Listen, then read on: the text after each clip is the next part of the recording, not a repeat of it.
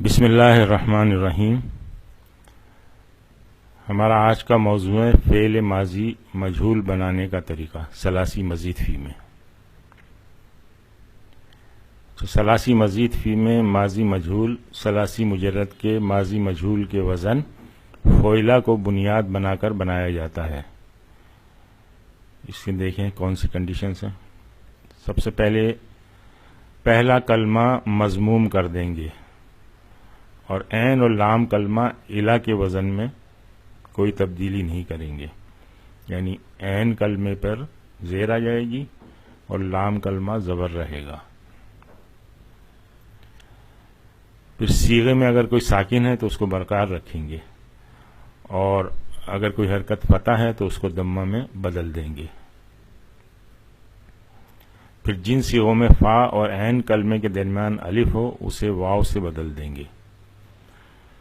اب اس میں دیکھتے ہیں، ضروری نہیں کہ اس میں یہ چاروں کنڈیشنز یوں ہو سکتا ہے یہ پہلی کنڈیشن اور یہ کنڈیشن ہو، یہ کنڈیشن اور یہ نہ ہو، وہ ڈیپینڈ کرتا ہے کتنے الفاظ پہ مشتمل ہے۔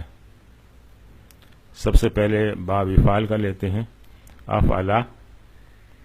اب اس میں پہلی کنڈیشن ہے کہ پہلے کلمے کو مضموم کر دیں، تو اس کو حمزہ کو مضموم کر دیا جائے گا، اور عین اور لام کلمہ الا بن جائے گا تو یہ عین پہ کسرہ آ جائے گی۔ اس کے بعد صیغے میں ساکن کو برقرار رکھیں گے تو یہ فا پہ ساکن برقرار رہے گا۔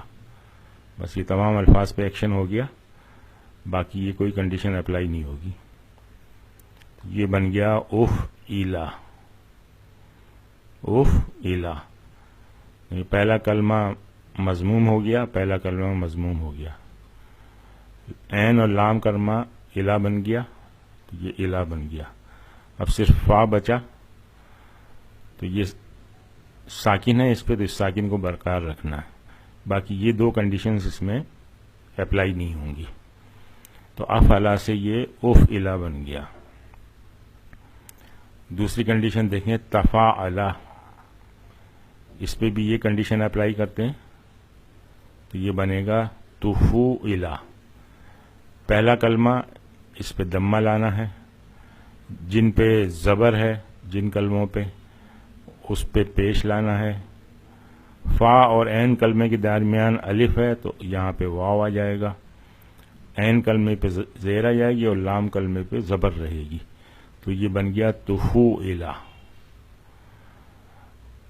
اچھا، یہ الف کو واو میں اس لیے کنورٹ کیا ہے کہ یہ اس کو پھر ہم چونکہ فا پہ واو آ گیا ہے، فا پہ پیش آ گیا ہے تو اس کو پڑھا نہیں جا سکتا تھا، تو اس لیے یہ مجبوری تھی کہ اس کو واو میں تبدیل کیا جائے۔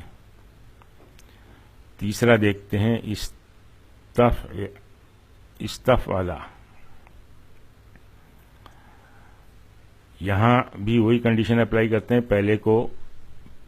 پہلے کلمے کو دمہ دے دیتے ہیں، یہ ساکن ہے اس کو برقرار رکھیں گے، اس کے بعد یہ تا ہے اس پہ فتح ہے تو اس فتح پہ پیش آ جائے گا، پھر یہ فا ساکن ہے تو فا ساکن ہی رہے گا، اور عین اور لام پھر یہ عین پہ زیر اور لام پہ زبر، تو اس طرح سے استفعلا استفعلا۔